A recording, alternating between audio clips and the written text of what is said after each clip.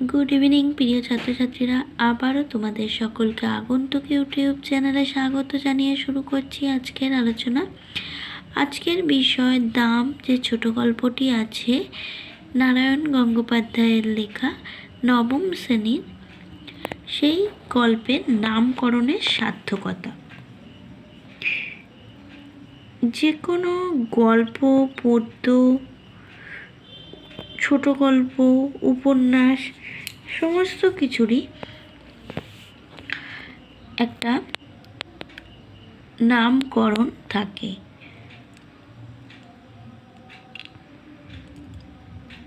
নামকরণটা খুবই গুরুত্বপূর্ণ। এই নামকরণের মধ্য দিয়েই আমরা গল্পটি কী ধরনের হতে পারে সেটা সম্পর্কে একটা কম বেশি ধারণা পেয়ে থাকি। তো নামকরণ সবসময় যথার্থ হওয়া প্রয়োজন। তো যদি পরে তোমাদের গল্পের নামকরণের সার্থকতা লেখো, তাহলে কি লিখবে দেখে নাও। সাহিত্যের ক্ষেত্রে নামকরণ অত্যন্ত গুরুত্বপূর্ণ বিষয়। নাম থেকে আমরা সাহিত্যকর্মটির স্বরূপ সম্পর্কে একটা ধারণা তৈরি করতে পারি। কথা সাহিত্যে সাধারণত নায়ক নায়িকার নাম বা বিষয়বস্তু অনুযায়ী অথবা ব্যঞ্জনাধর্মী নামকরণ হয়। লেখক দাম গল্পটিতে ছাত্র শিক্ষক সম্পর্ককে অনন্য মানবিকতার আলোয় ফুটিয়ে তুলেছেন।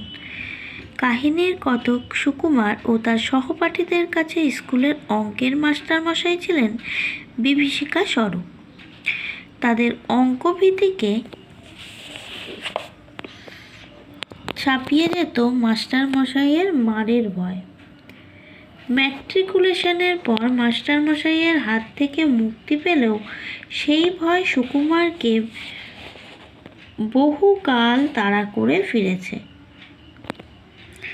পরবর্তীকালে বাংলা অধ্যাপক সুকুমার লেখক হিসাবে অল্প বিস্তর নাম করলে একটি অনামী পত্রিকা তাকে বাল্যস্মৃতি লেখার প্রস্তাব দেয়।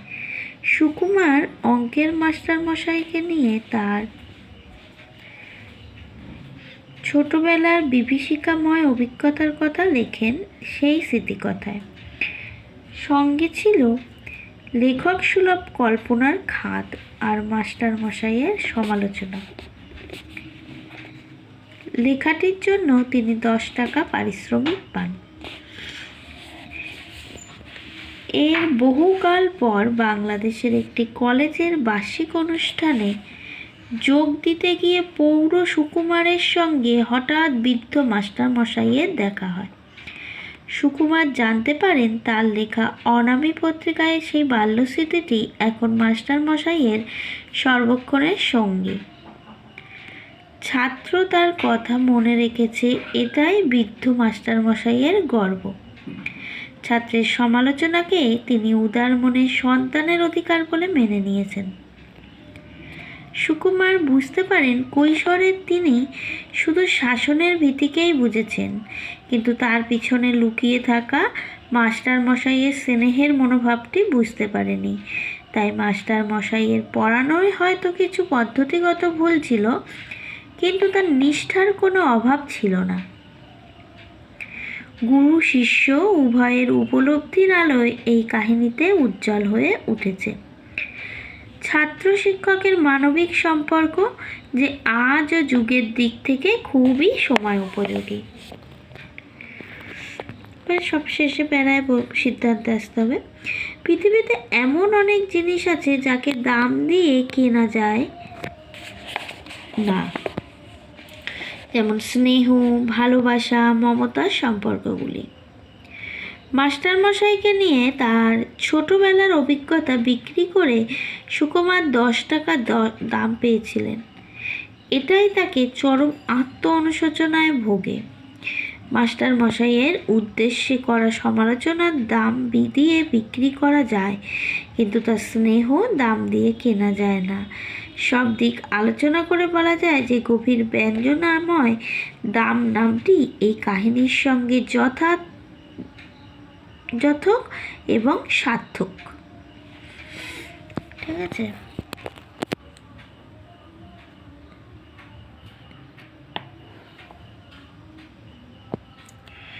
এই হলো আমাদের পুরো নামকরণ বিষয়।